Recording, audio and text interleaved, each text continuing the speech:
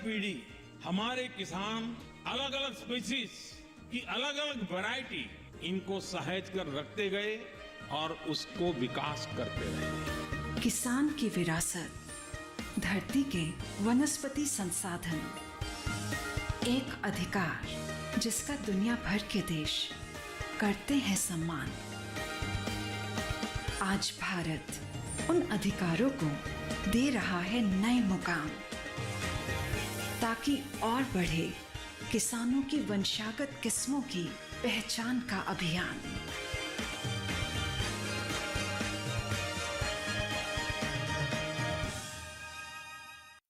नमस्कार, स्वागत है आपका कृषि दर्शन में। मैं हूं अंजू सिंह। कृषि दर्शन आप किसान भाई बहनों के लिए एक ऐसा कार्यक्रम है जिसके माध्यम से हम आप तक पहुंचाते हैं कृषि जगत से संबंधित विभिन्न नई जानकारियां। हमारा मकसद होता है कि हमारे किसान इन जानकारियों का उचित इस्तेमाल कर सके और अपनी आय में वृद्धि करें। इसके साथ ही साथ वो अपने आर्थिक विकास को बल दे और देश के विकास में भी अपनी महत्वपूर्ण भूमिका निभा सकें। हमेशा की तरह कार्यक्रम में सबसे पहले बात होगी विज्ञान और किसान की, उसके बाद नजर डालेंगे कृषि स्टार्टअप पर और अंत में देखेंगे फार्मिंग इंडिया। तो चलिए शुरुआत करते हैं आज के कृषि दर्शन की। पूरे उत्तर भारत में कड़ाके की ठंड पड़ रही है। गिरते हुए पारे की वजह से पाले जैसी स्थिति भी बन रही है, जिससे फसलों को काफी नुकसान होता है। इसलिए बहुत आवश्यक है कि हमारे किसान इन परिस्थितियों में उचित प्रबंधन करें ताकि फसलों को किसी तरह का नुकसान ना हो। आइए अब आपको लेकर चलते हैं कृषि मंत्रालय में स्थित डीडी किसान की स्टूडियो, जहां से फसल विभाग में उपायुक्त सुधीर सिंह भदौरिया इसके बारे में विस्तृत जानकारी दे रहे हैं कि पाले की स्थिति में कैसे फसलों को बचाएं, किस तरह से करें प्रबंधन। किसान भाइयों नमस्कार। मुझे पूरी उम्मीद है कि रबी की फसलें आप अच्छे वैज्ञानिक तरीके से उगा रहे होंगे। अभी मौसम में भी अचानक परिवर्तन हो रहा है, शीतलहर चलना प्रारंभ हो गई है और किसान भाई यह ध्यान रखें कि अगर अधिक ठंड पड़ रही है और पारा शून्य के आसपास जाने की संभावना बनती दिखाई दे रही है और आसमान साफ़ है तो पाले की संभावना बहुत प्रबल हो जाती है। तो किसान भाइयों, आप लोग पाले से सुरक्षा फसल की अवश्य करें, जिससे कि अचानक आपको कोई नुकसान ना हो और हम अधिक उपज प्राप्त कर सकें। इसके लिए सबसे पहले उत्तर पश्चिम दिशा में अगर आप कूड़ा करकट या आग वगैरह लगाने का प्रयास करें, क्योंकि ज़्यादातर जो शीतलहर है उत्तर पश्चिम दिशा से ही हमारे देश में आती है, तो उस दिशा का आप विशेष तौर से ध्यान रखें और आग लगाकर पाले से थोड़ा बचाव करें अपनी फसलों का। इसके साथ ही आप गंधक के तेजाब की 0.1% मात्रा का स्प्रे भी फसलों में कर सकते हैं। और विशेष तौर पर जैसे कि सरसों और आलू जैसी फसलें हैं, इसमें अपने को पाले का बहुत ही ध्यान रखना है। रबी की फसलों में घुलनशील सल्फर 80% WDG का 30 ग्राम प्रति लीटर पानी में घोलकर भी हम स्प्रे कर सकते हैं। किसान भाई यूरिया का 20 ग्राम प्रति लीटर की मात्रा से स्प्रे कर सकते हैं पाले के बचाव के लिए, और या फिर 8 से 10 किलोग्राम प्रति एकड़ उसका बुरकाव कर दें यूरिया का। इससे भी उन्हें काफ़ी पाले से सुरक्षा मिल सकेगी। अगर किसान भाई प्लास्टिक की रस्सी लेकर भी अगर जो ओस की बूंदें फसलों पर आ गई हैं तो उससे भी उनको थोड़ा सा झड़ा सकते हैं, जिससे कि वो जमे नहीं और पाला पड़ने की संभावना ना रहे और नुकसान ना हो सके। किसान भाई खेतों में हल्की सिंचाई कर दें तो वो भी पाले से बचाव हो जाता है, इससे तापमान थोड़ा सा बढ़ जाता है। और विशेष तौर पर जो नर्सरी हैं, चूँकि वहाँ कम क्षेत्रफल की ज़रूरत होती है, कम क्षेत्रफल में ऑपरेशन करना होता है, तो वहाँ पर थोड़ा गुनगुना पानी भी अगर किसान भाई डाल देंगे तो उससे भी पाले की सुरक्षा हो जाएगी। साथ ही नर्सरी में किसान भाई यह भी ध्यान रखें कि वो उसका बचाव थोड़ा सा जो प्लास्टिक की सीड्स लगा सकते हैं। अगर वो प्लास्टिक की सीड उनको महंगी लगती है तो थोड़ा सा पुआल वगैरह से भी, जो कि उनके पास उपलब्ध हैं, पत्ते वगैरह हैं, उनसे भी फसल को अगर ढक देंगे तो भी पाला से बचाव उनका संभव हो जाएगा। किसान भाई या पुआल वगैरह ढकते वगैरह ये ज़रूर ध्यान रखें कि दक्षिण पूर्वी दिशा में थोड़ा सा खुला रखें, क्योंकि सूर्य का ताप वहीं से सूर्य का प्रवेश होता है, सूर्य की किरणों का, तो वो तापमान एक बना रहेगा और वो अंदर स्टोर रहेगा, तो जिससे पाले से सुरक्षा हो जाएगी। तो मुझे पूरा विश्वास है किसान भाइयों कि आप लोग पाले से सुरक्षा का पूरा ध्यान रखेंगे और पहले से उसकी तैयारी करके रखेंगे, ताकि अचानक हमें किसी अनिष्ट की संभावना का सामना ना करना पड़े। और आइए हम नजर डालते हैं विज्ञान और किसान पर।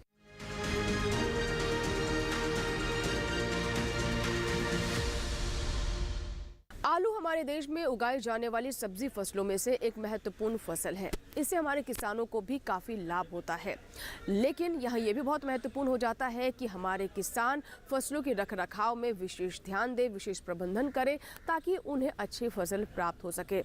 और यही बात आलू फसल पर भी लागू होती है। आइए जानते हैं कि इस वक्त कौन सी विशेष बातें हैं जिसका ध्यान रखना किसानों के लिए आवश्यक है। इसके अलावा कैसे हमारे किसान आलू का उचित भंडारण करें, आइए देखते हैं इस रिपोर्ट में।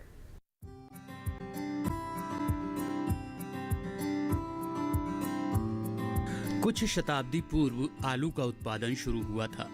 हमारे देश में 100 से ज्यादा पकवान बनाए जाते हैं। सुबह के नाश्ते से लेकर रात के भोजन तक आलू का इस्तेमाल किया जाता है। 100 ग्राम आलू में पाए जाने वाले पोषक तत्वों में पानी की मात्रा 74.70 और कार्बोहाइड्रेट, स्टार्च और शर्करा की मात्रा 22.60, प्रोटीन 1.60, फाइबर 0.40, फैट 0.10, मिनरल्स 0.60 होता है। भारत में आलू की फसल केरल और तमिलनाडु राज्यों को छोड़कर शेष सभी राज्यों में पैदा की जाती है। उत्तर प्रदेश, बिहार, पश्चिम बंगाल, पंजाब और गुजरात में लगभग 80% आलू की फसल लेने वाले राज्य हैं। आलू की उपज 152 क्विंटल प्रति हेक्टेयर ली जाती है। आलू की निर्यात की क्षमता हमारे यहाँ बहुत है। इसका मुख्य कारण हमारे देश का आलू पूरे देश में सर्वाधिक पसंद किया जाता है। अकुशल नियंत्रण यानी लापरवाही से आलूओं की ढुलाई और ठीक प्रकार से आलूओं का भंडारण न करने से आलूओं का 40 से 50% नुकसान हो जाता है। इसलिए फसलोत्तर प्रौद्योगिकी की ओर ध्यान देना अति आवश्यक है। खुदाई के दौरान आलूओं का पर्याप्त न होने से बड़ा नुकसान होता है। इसलिए आलू परिपक्व होने से पहले ही खुदाई कर लेनी चाहिए। देखने में आया है कि रोगों और कीटकों के कारण आलू खराब हो जाते हैं। स्टोरेज से पहले और बाद में अधिक तापमान से गुणवत्ता कम हो जाती है। बहुत सारे किसान भाई आलूओं की खुदाई के लिए आलू हार्वेस्टर का इस्तेमाल करते हैं। इससे आलू की खुदाई को समय कम लगता है और खुदाई भी अच्छी होती है। खुदाई के बाद आलू इकट्ठे किए जाते हैं और बोरों में भरकर भंडारण के लिए भेजे जाते हैं। यदि आलूओं का भंडारण सही ढंग से किया जाए तो आलूओं की कीमत स्थिर रखने में मदद मिलती है। आलूओं के भंडारण के लिए शीत भंडार गृह सर्वोत्तम माने जाते हैं। शीत गृह में भंडारण खर्चीला और महंगा होने के कारण वैकल्पिक सस्ती भंडारण विधियों को विकसित करने की नितांत आवश्यकता है।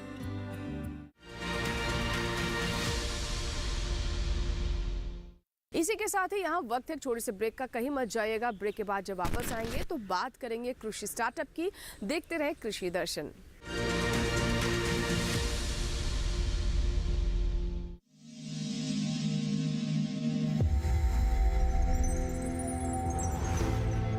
आत्मनिर्भर किसान भारत की शान। उत्पादन में आत्मनिर्भर होने के साथ साथ फसल की कटाई के उपरांत उपज की हानि को रोकने, ग्रामीण क्षेत्रों में रोजगार सृजन करने और बीज से बाजार तक के विजन को मजबूती देने के उद्देश्य से 1 वर्ष पूर्व माननीय प्रधानमंत्री श्री नरेंद्र मोदी जी ने एक महत्वाकांक्षी केंद्रीय योजना एग्रीकल्चर इंफ्रास्ट्रक्चर फंड की शुरुआत की। इस आधुनिक इंफ्रास्ट्रक्चर से कृषि आधारित उद्योग लगाने में एक बहुत बड़ा बदलाव आएगा और बहुत बड़ी गति आएगी। साथियों, अब हम उस स्थिति की तरफ बढ़ रहे हैं जहां गांव के कृषि उद्योगों से फूड आधारित उत्पाद शहर जाएंगे और यही तो आत्मनिर्भर भारत अभियान का संकल्प है। एग्रीकल्चर इंफ्रास्ट्रक्चर फंड से पात्र लाभार्थी गोदामों का निर्माण कर सकते हैं, छटाई या ग्रेडिंग इकाई, पैकिंग हाउस, सप्लाई चेन और कोल्ड चेन जैसी सुविधाएं या फिर प्राथमिक कृषि प्रसंस्करण केंद्र की स्थापना कर सकते हैं। इस योजना के तहत पात्र लाभार्थियों को 2 करोड़ रुपए तक के ऋण पर अधिकतम 7 वर्ष के लिए ब्याज में 3% तक की छूट दी जा रही है। ऋण पुनर्भुगतान के लिए 6 महीने से 2 वर्ष तक मोरेटोरियम की सुविधा भी उपलब्ध है। इस योजना ने अब तक सफलता की कई मिसालें कायम की हैं, जैसे कि मध्य प्रदेश के लाभार्थी श्री विपिन त्रिपाठी ने एग्रीकल्चर वेस्ट से बायोफ्यूल बनाने का इनोवेटिव प्राइमरी प्रोसेसिंग सेंटर लगाया है। लोन मिलने की वजह से हम समय पर सारी मशीनों का प्रोक्योरमेंट और सारा सिविल वर्क टाइम पे करवा पाए, जिससे ये प्रोजेक्ट को लगाना संभव हो पाए। राजस्थान के लाभार्थी श्री यशवर्धन मुंद्रा ने सॉर्टिंग एंड ग्रेडिंग यूनिट लगाकर रोजगार के अवसर पैदा किए हैं। कर्नाटक की महिला उद्यमी श्रीमती ममता वी ने प्राइमरी प्रोसेसिंग सेंटर लगाकर प्रगति की नई राह चुनी है। ಸಣ್ಣ ಪುಟ್ಟ ಉದ್ಯಮಿಗಳನ್ನ ಮತ್ತಷ್ಟು ಅಗ್ರಿಕಲ್ಚರಲ್ಲಿ ಹೆಚ್ಚು ನಾವು ಇನ್ನಷ್ಟು ಸಾಧನೆ ಮಾಡಲಿಕ್ಕೆ ಕಾರಣಕಾರಕವಾದಂತ ಈ ಅಗ್ರಿಕಲ್ಚರಲ್ ಇನ್ಫ್ರಾಸ್ಟ್ರಕ್ಚರ್ ಫಂಡ್ ಇಂದ ನಮ್ಮ ಇನ್ನಷ್ಟು ಯೋಜನೆಗಳು ಆಯೋಜನೆಗಳು ಉತ್ತಮಗೊಂಡಿದೆ। राजस्थान के लाभार्थी श्री दिनेश भट्टर ने जीरे की प्रोसेसिंग यूनिट लगाकर आसपास के ग्रामीणों को आत्मनिर्भरता प्रदान की है। महाराष्ट्र के लाभार्थी श्री अनूप कुमार मोहता ने वेयर हाउस बनाकर अन्न भंडारण को सुनिश्चित किया है। आज देश के कोने कोने से किसान, कृषि उद्यमी, किसान उत्पादक संघ, प्राथमिक कृषि सहकारी समितियां, स्वयं सहायता समूह और कृषि उपज मंडियां इस योजना का लाभ उठा रहे हैं।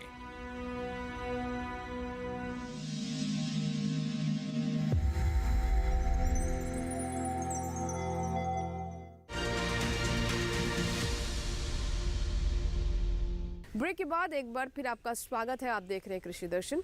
आइए हम नजर डालते हैं कृषि स्टार्टअप पर।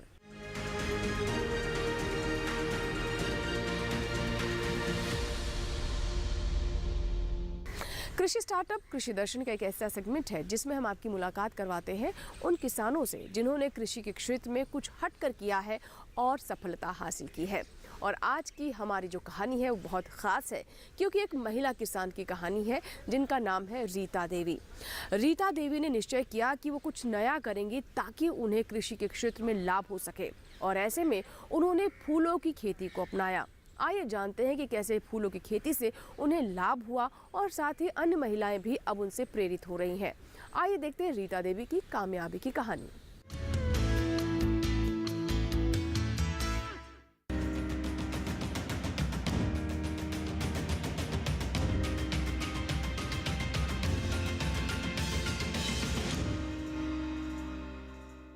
एक ऐसी ही महिला कृषि उद्यमी हैं रीता देवी। झारखंड के रामगढ़ जिले के गोला प्रखंड का एक छोटा सा गांव है डुंडीगाछी, जहां की रहने वाली है रीता, जो आत्मविश्वास से भी लबरेज हैं, जिन्होंने अपने जीवन में कभी हारना नहीं सीखा। इंटर तक की पढ़ाई पूरी करने के बाद 16 वर्ष की कम उम्र में ही इनकी शादी शक्ति राम महतो से हो गई थी। कच्ची उम्र में पारिवारिक दायित्वों का बोझ इनके लिए किसी चुनौती से जरा भी कम न था। समस्याएं बहुत थी, लेकिन उससे निकलने का हुनर रीता को मालूम था। गांव की महिला समिति और ग्राम संगठन के रोजगार समिति से जुड़ने के साथ शुरू हुई इनकी फर्श से अर्श तक पहुंचने की विकास यात्रा।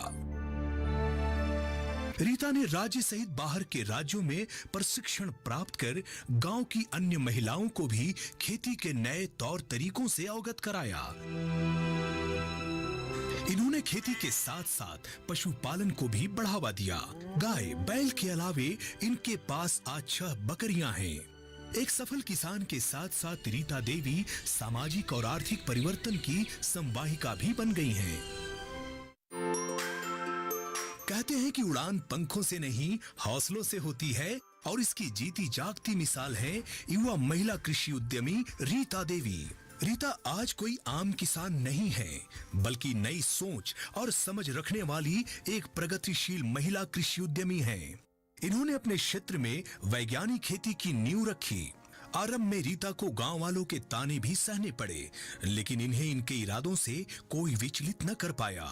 रीता देवी के पास कुल 50 डिसमिल जमीन है, जिस पर ये कई तरह की फसल तो उगाती ही हैं, लेकिन इस क्षेत्र में पहली बार फूलों की खेती और बीज उत्पादन का काम रीता देवी ने शुरू किया।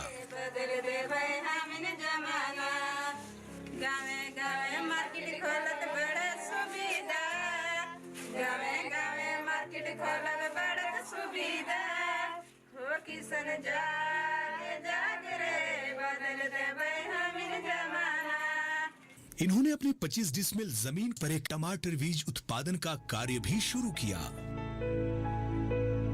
रीता ने गांव के प्रत्येक किसानों को उन्नत बीज उपलब्ध करवाकर पैदावार में भी बढ़ोतरी की है और यही कारण है कि गांव के दूसरे किसान आज रीता के मुरीद हो गए हैं। रीता लोगों की आजीविका को सशक्त बनाकर नारी सशक्तिकरण की दिशा में भी अहम भूमिका का निर्वाह कर रही हैं। ये सामाजिक समस्याओं के निदान में भी बढ़ चढ़कर हिस्सा लेती हैं। रीता देवी वन रक्षा समिति की सक्रिय सदस्य भी हैं। कल तक जो इन पर तंज कसा करते थे, आज वे भी रीता से आर्थिक मदद प्राप्त कर रहे हैं। जहाँ भी हम लोग का ये ट्रेनिंग होता है तो प्लानिंग हम लोग पहले से बनाते हैं कि इस बार मौसम का हिसाब से कि क्या इस बार लगाने का है, तो हम लोग तैयार करते हैं कि इस बार हम लोग जितना भी कृषि उद्यमी हैं सबको हम लोग अपना डिमांड किए हैं कि ओनियन का खेती करेंगे और ये गांव को यही वाला बढ़ावा देते हैं कि अच्छा से खेती कीजिए और अच्छा मेहनत कीजिए। रीता देवी आज अपने क्षेत्र में किसी परिचय की जरा भी मोहताज नहीं। इन्होंने अपनी मेहनत से जो मुकाम हासिल किया है वो हम सब के लिए प्रेरणा का स्रोत है। इनकी कामयाबी पूरे देश और राज्य के लिए गर्व की बात है। उनकी उपलब्धियों के लिए उन्हें सलाम।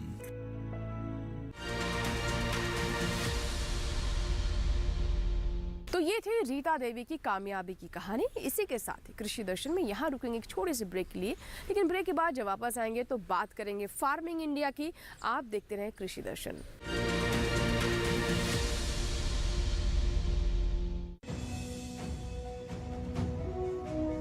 भारत सरकार का हर प्रयास किसानों को दे रहा है एक नई आस। देश के किसानों की खुशहाली और उन्हें आत्मनिर्भर बनाने के लिए भारत सरकार समर्पित है। प्रधानमंत्री श्री नरेंद्र मोदी जी के नेतृत्व में कृषि क्षेत्र में किए गए निरंतर प्रयासों के फलस्वरूप देश खाद्यान्न व बागवानी के क्षेत्र में आत्मनिर्भर हो चुका है और देश में दलहन का उत्पादन भी बढ़ा है। इसी तरह भारत सरकार ने खाद्य तेलों के उत्पादन को बढ़ाने के भी अनेक प्रयास किए हैं। इसी क्रम को आगे बढ़ाते हुए माननीय प्रधानमंत्री श्री नरेंद्र मोदी जी के नेतृत्व में भारत सरकार ने दूरदर्शी निर्णय लेते हुए राष्ट्रीय खाद्य तेल मिशन ऑयल पाम की शुरुआत की है।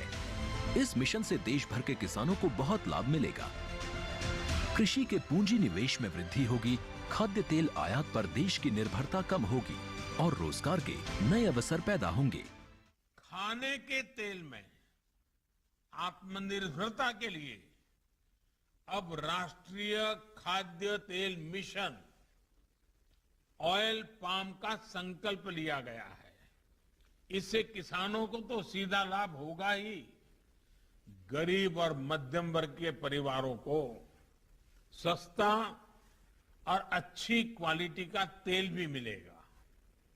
यही नहीं, ये मिशन बड़े स्तर पर रोजगार का निर्माण करेगा।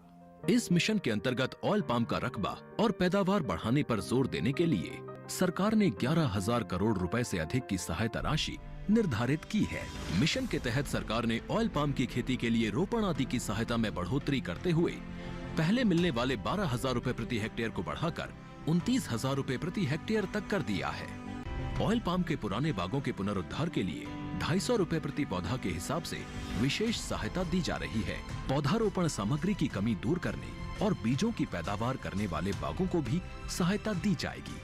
इसके तहत 15 हेक्टेयर ऑयल पाम उद्यान के लिए 80 लाख रुपए तक की सहायता राशि दी जाएगी। इसके अलावा नर्सरी विकास के लिए 40 लाख रुपए तक तय किए गए हैं। पूर्वोत्तर और अंडमान राज्यों के लिए विशेष सहायता का भी प्रावधान है। ऑयल पाम के किसान ताजे फलों के गुच्छे यानी FFB का उत्पादन करते हैं, जिनकी वर्तमान में कीमतें अंतर्राष्ट्रीय मूल्यों में उतार चढ़ाव के आधार पर तय होती हैं। पहली बार केंद्र सरकार ताजे फलों के गुच्छे की कीमत के लिए किसानों को आश्वासन दे रही है। ये व्यवहार्यता मूल्य यानी VP कहलाएगा, यानी किसानों को कोई घाटा नहीं होने दिया जाएगा। व्यवहार्यता मूल्य VP तय करने की शुरुआत 1 नवंबर से होगी और अगले वर्ष 31 अक्टूबर तक जारी रहेगी। इसे ऑयल पाम वर्ष कहा जाएगा। इस योजना के तहत वर्ष 2025-26 तक ऑयल पाम का रकबा 6.5 लाख हेक्टेयर सृजित करने और कच्चे ऑयल पाम की पैदावार वर्ष 2025-26 तक 11.20 लाख टन पहुंचाने का लक्ष्य निर्धारित किया गया है। सरकार के इस महत्वपूर्ण निर्णय से देश में ऑयल पाम की खेती करने वाले किसानों में विश्वास पैदा होगा और वे खेती का रकबा बढ़ाएंगे।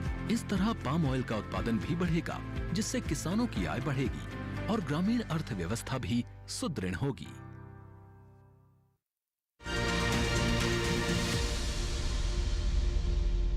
ब्रेक के बाद एक बार फिर आपका स्वागत है। आप देख रहे हैं कृषि दर्शन। आइए हम नजर डालते हैं फार्मिंग इंडिया पर, जिसमें हम आपको सरकार की योजनाओं के बारे में विस्तृत जानकारी देते हैं।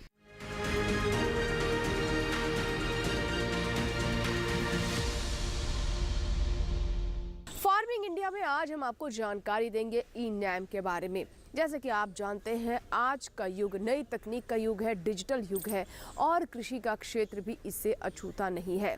कृषि में नई तकनीक और डिजिटल कनेक्टिविटी के इस्तेमाल से इसे गति देने का प्रयास किया जा रहा है। ई-नैम भी एक ऐसा ही बाजार है जिससे किसानों को काफ़ी लाभ हो रहा है। हमारे किसान अब घर बैठे ही इंटरनेट, कंप्यूटर का इस्तेमाल कर वो अपनी फसल को देश के किसी भी कोने में अपनी सहूलियत के अनुसार बेच सकते हैं और अच्छे भाव भी प्राप्त कर सकते हैं। आइए जानते हैं ई-नैम के बारे में विस्तार से।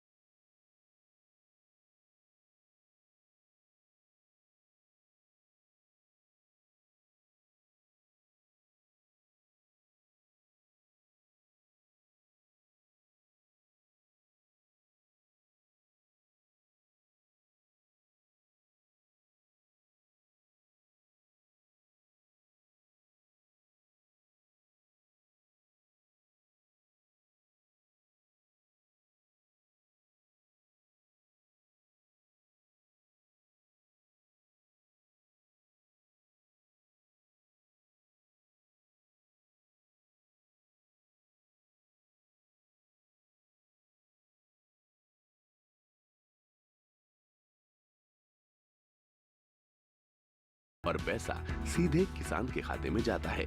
तो अगर आप भी सुविधा का फायदा उठाना चाहते हैं तो ई-नाम पर रजिस्ट्रेशन कराना होगा। रजिस्ट्रेशन की कोई फीस नहीं है।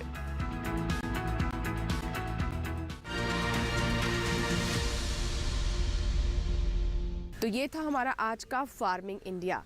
आशा करते हैं कि आज का कार्यक्रम आपको ज़रूर पसंद आया होगा।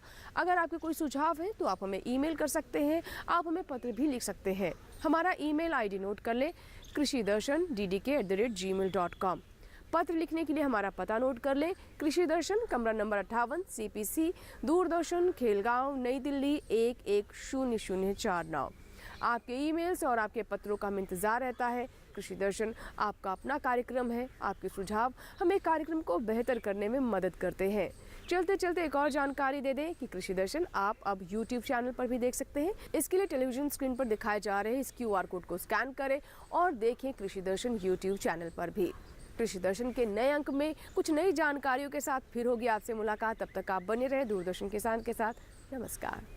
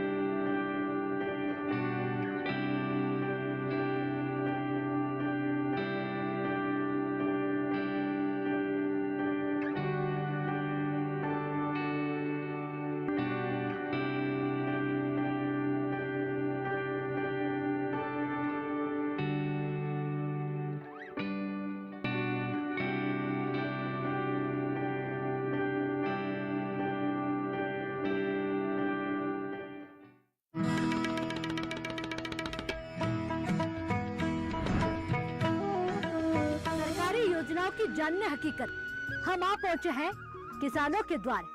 पूछेंगे सवाल और जानेंगे किसानों के हाल। कितना चला विकास का पहिया, कैसा रहा कृषि का ये साल। सरकारी योजनाओं की क्या रही रफ्तार, तमाम जानकारी एक नए कार्यक्रम किसान यात्रा में।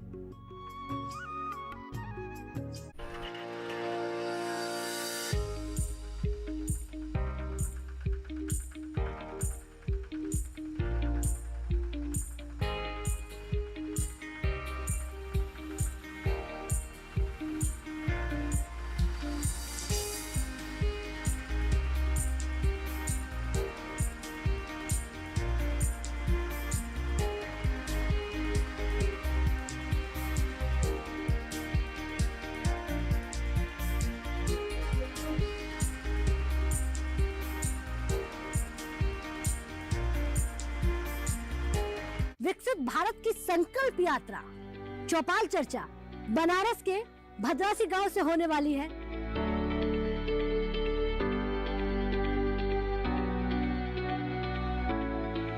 क्या क्या मिला है सरकार से? पीएम किसान पेंशन योजना, राशन कार्ड और बाकी उज्ज्वला योजना। संकल्प भारत यात्रा के तहत इफ्को के द्वारा नैनो यूरिया, नैनो डीएपी और प्लस सागरिका द्वारा ड्रोन से स्प्रे कराया जाना है। कृषि विज्ञान विभाग भी अपनी सेवा ज्ञान के रूप में इनको विकसित करता है कि कैसे आत्मनिर्भर बन के अपने खेतों में खुद खड़े हो किसान हमारे। अगर हम अपने लागत को पहले से कंट्रोल कर लेते हैं तो हमारी सीधे से है कि हमारी जो है इनकम बढ़ जाता है। विकसित भारत की संकल्प यात्रा पर खास कार्यक्रम चौपाल चर्चा